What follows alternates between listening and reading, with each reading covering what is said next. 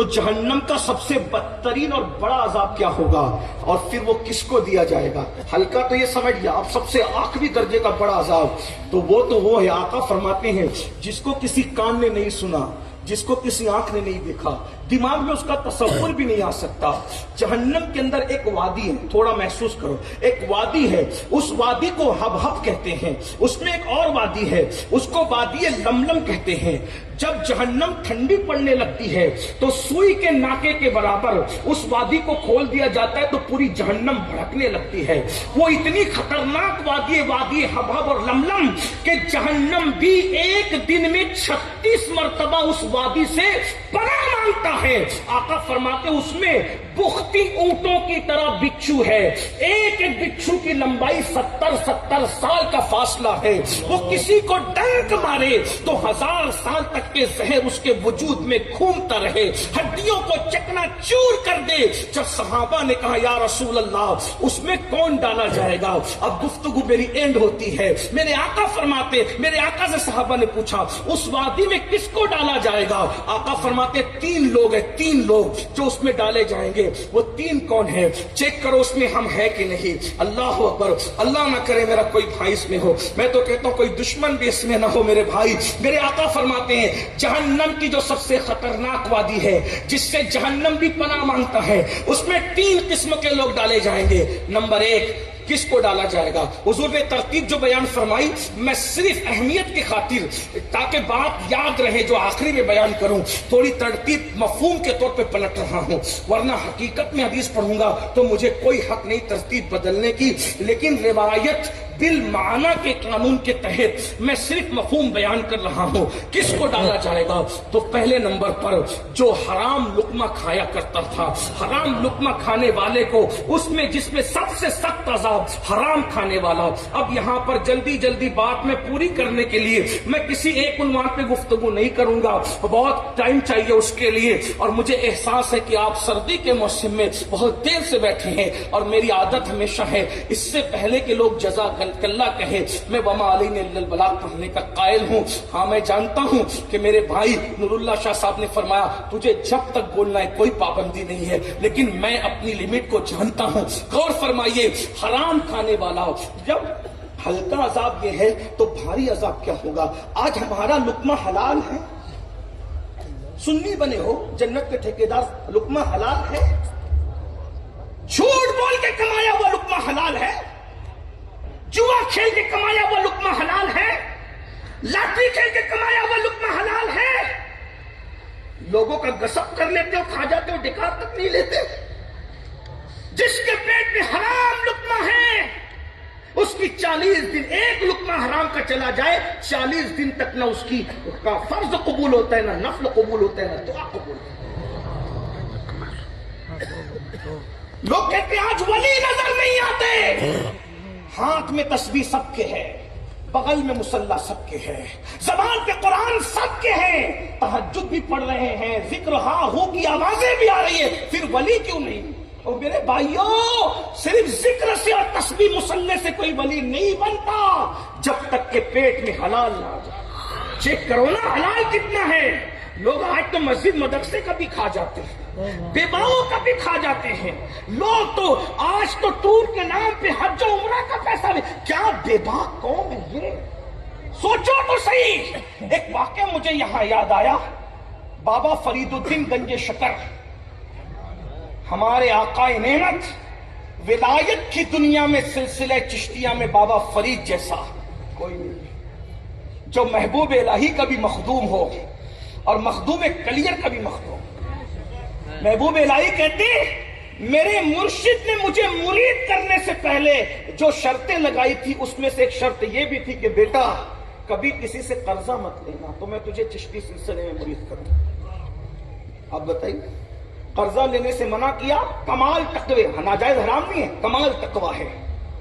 یہاں تو لے لے کر کے کھا کے ہڑپ کر کے بھول کے دادا کی نہیں کرتے، گنڈا کس کا کیا جو تمہارا تھی۔ آپ کو پتا ہے ہنسنے کی بات نہیں، ایک جنازہ آیا، اللہ کے رسول نے جنازے کے قریب جائے نماز پڑھانے کے لیے پھر پیچھے ہٹے۔ اس روایت کو فتاوی رضویہ میں امام اہل سنت نے بھی نقل کیا، کنز الاموال میں بھی موجود ہے۔ امام जलाल उद्दीन सुयूती ने भी इसको नकल फरमाया शरह सुदूर के अंदर, इब्ने हजर ने अज़्ज़वाजिर में भी नकल फरमाया। गौर कीजिएगा, अल्लाह आका नमाज पढ़ाने कैसे पीछे हटे। तो मैं तुम में से कोई नमाज पढ़ा दे, इसका जनाजा मैं नहीं पढ़ाऊंगा। सहाबा किराम ने इसकी हुजूर क्यों?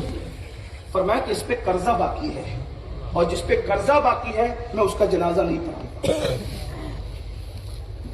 मौलाए कायनात मौजूद थे, अर्ज की हुजूर कितना है?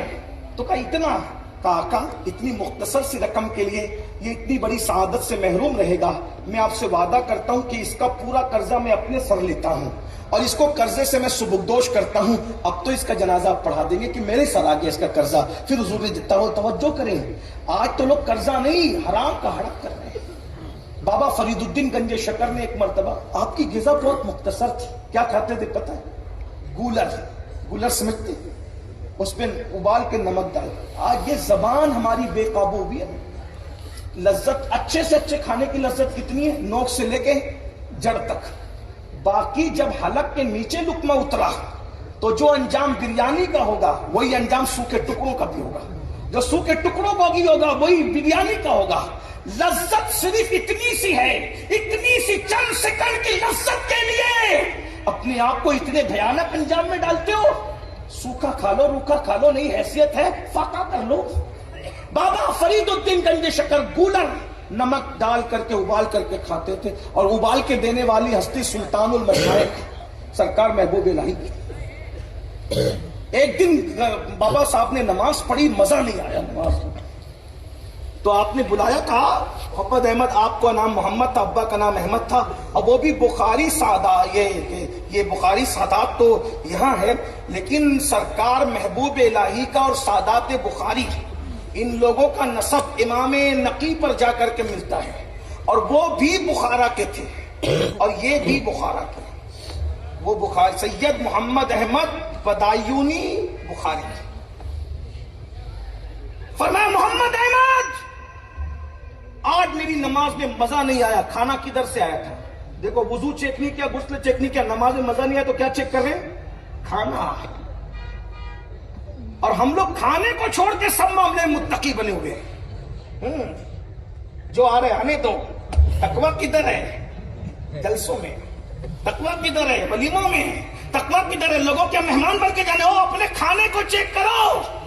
अगर ये कौम सिर्फ हलाल खाना शुरू कर दे, खुदा की इज्जत की कसम, जैसे उलमा के चेहरे देख रहे हो वैसे औलिया के चेहरे देखना नसीब होंगे।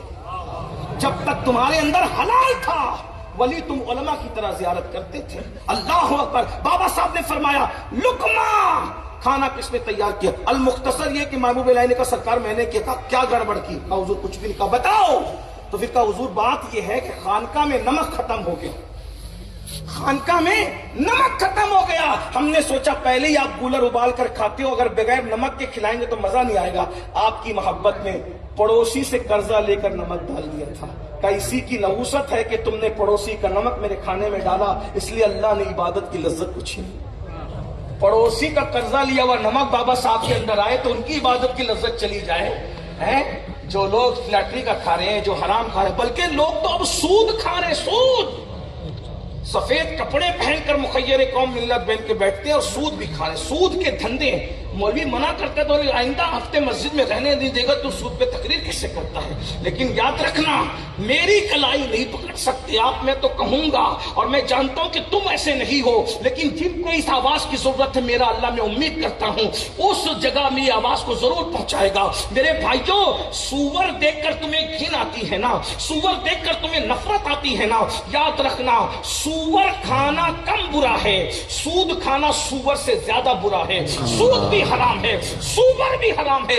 और सूद पर जमीर का सौदा करने वालों, सूद के चक्कर में अपने नबी का दिल दुखाने वालों, हराम सूद को अपने पेट में भरकर जहन्नम की आग दहकाने वालों, तुम आर्टिफिशियल तौर पर 100 कार्ड मुत्तकी बनते हो सूअर से नफरत करके। बेशक नफरत होनी चाहिए सूअर से, मगर सुन लो, सूअर खाने से ज्यादा बुरा सूद खाना है, क्योंकि सूअर तो हराम है, लेकिन अल्लाह ने सूअर खाने वालों के लिए ऐलान जंग नहीं किया है। मगर जो सूद खाते हैं, अल्लाह ने कुरान में ऐलान किया कि सूद खाने वालों के लिए अल्लाह का भी ऐलान جنگ ہے اور رسول اللہ کا بھی اعلان جنگ ہے. جو سود کھائے، کعبے میں زنا کرنے والے سے زیادہ عذاب سود کھانے والوں کو دیا جائے گا. حدیث پاک ہے زواجر میں، جس نے سود کا ایک لقمہ کھایا گویا اس نے اپنی ماں کے ساتھ 36 مرتبہ زنا کیا. اتنا پیسہ محبوب ہو گیا، اتنا مال محبوب ہو گیا. اللہ کی پناہ، یاد رکھو، توبہ کر لو. یہ حضرت بخاری سادات، قادری سادات اس زمین پر آئے ہو. اللہ والوں کے آستانے صرف پھول چادر کے لیے، گھاگھر چادر کے لیے نہیں ہے. اللہ والوں کے آستانے تو توبہ کے لیے ہے، استغفار کے لیے ہے، خدا سے صلح کرنے کے لیے ہے، اللہ سے اپنا تعلق جوڑنے کے لیے ہے. اب جلدی جلدی سن لو. دوسرے نمبر پہ میرے آقا فرماتے ہیں اس سب سے بدترین جہنم کے وہ علاقے میں اور اس وادی میں جس کو ڈالا جائے گا، وہ دوسرے نمبر پہ زانی ہے جو زنا کرتا تھا، بدکاری کرتا تھا، عورتوں کے ساتھ پاپ کرتا تھا. اللہ اکبر. آج یہ گناہ بھی بہت تیزی سے بڑھ رہا ہے. 2005 میں امریکہ سے ایک رپورٹ شائع ہوئی تھی کہ ہر 5 منٹ پر دنیا میں ایک زنا ہوتا ہے. ہر 5 منٹ میں زنا ہوتا ہے دنیا کے زمین کے خطے کے اوپر. آج سے تقریباً 21 سال پہلے کی یہ رپورٹ ہے. آج کیا زنا کا 16 17 سال کی عمر کے لڑکی اور لڑکیاں گندی فلموں نے تمہیں زنا تک پہنچا. بس اتنا سنو، اس سے زیادہ میں کیا کہوں. اللہ کے رسول علیہ السلام فرماتے ہیں زانیوں کو جب قیامت کے دن لایا جائے گا تو ان کے دونوں ہاتھ آگ کی زنجیر سے ان کے کاندھوں سے ان کی گردنوں سے بندھے ہوں گے اور ان کی آنکھوں میں آگ کی بنی ہوئی سلاخیں اور جہنم کی آگ بھری جائے گی. 2 منٹ کی لذت کے لیے اتنا بڑا عذاب. اپنی آنکھوں پہ رحم کرو.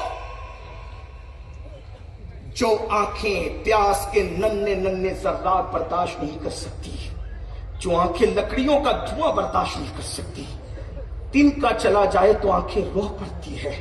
نیم کا ٹھنڈا سرما جو آنکھیں برداشت نہ کر سکے، وہ اس دنیا کی آگ سے 70 درجہ زیادہ بھڑکنے والی جہنم کی آگ جو پہاڑوں کو پگھال کے پانی کر دے، جب زنا کی وجہ سے ان آنکھوں میں جہنم کی آگ بھری جائے گی، کیا ہوگا؟ اپنے آپ پہ رحم کرو. اللہ ارشاد فرماتا ہے ان بطش ربک لشدید، تیرے رب کی پکڑ بڑی سخت ہے، توبہ کرو. اور اللہ کے رسول صلی اللہ علیہ وآلہ وسلم فرماتے ہیں، فقی ابو اللہ سمرقندی اپنی کتاب قرۃ العیون میں لکھتے ہیں کہ زانیوں کو قیامت کے دن جہنم کی آگ کا کرتا پہنایا جائے گا اور وہ آگ کا کرتا اگر کسی پہاڑ پہ رکھ دیا جائے تو پہاڑ جل کر کے کس طرح 5-6 فٹ کا یہ وجود برداشت کر سکے؟ نہیں برداشت. شادیاں جلدی کرو. زنا کیوں کرتے ہو؟ بدکاری کیوں کرتے ہو؟ میں تو اکثر جلسوں میں کہتا ہوں اگر جوان شادی کرنا چاہتے ہیں تو انہیں شرمانا نہیں چاہیے. اپنے ماں باپ کے پاس بیٹھ کے پیر دبا کے کہنا چاہیے مجھے شادی کی ضرورت ہے، میری شادی کر دو. زنا کرنے کی بجائے مانگ لو اپنے ماں باپ سے دلہن. ارے تمہیں کھلونے کی ضرورت تھی، تم نے کھلونے مانگے. مٹھائیوں کی ضرورت تھی، مٹھائیاں مانگی. قلم کی ضرورت تھی، قلم مانگا. کتاب کی ضرورت تھی، کتاب مانگے. اب دلہن کی ضرورت ہے تو دلہن مانگو. ہم تمہارے ساتھ کھڑے ہیں. یہ سارے سادات اور علماء تمہاری حمایت میں کھڑے. کیوں؟ زنا کرنا بزدل اور نام مردوں کا کام ہے اور دلہن مانگنا یہ شریف مردوں کو اللہ تعالیٰ نے یہ سعادت عطا فرمائی. اس لیے نکلو. اور تیسری اور آخری بات اس روایت کی، جس کو اس بدترین اور جہنم کی وادی حب حب اور لملم میں جس سے جہنم بھی ایک دن میں 36 بار پناہ مانگتا ہے، جس کو ڈالا جائے گا وہ بے نمازی ہے جو نمازوں میں سستی کرتے ہیں. اس سے زیادہ میں کیا عرض کروں. ایک روایت پڑھتا ہوں آپ کے سامنے اور بات مکمل کرتا ہوں. حالانکہ آپ کے سننے کے انداز سے مجھے لگتا ہے کہ کچھ کہوں لیکن ٹائم میرا پورا ہو گیا. آپ دھیان سے سننا. اللہ کے رسول صلی اللہ علیہ وآلہ وسلم دھیان سے. یہ سب سننے کے بعد پھر کوئی آپ کا ذہن خراب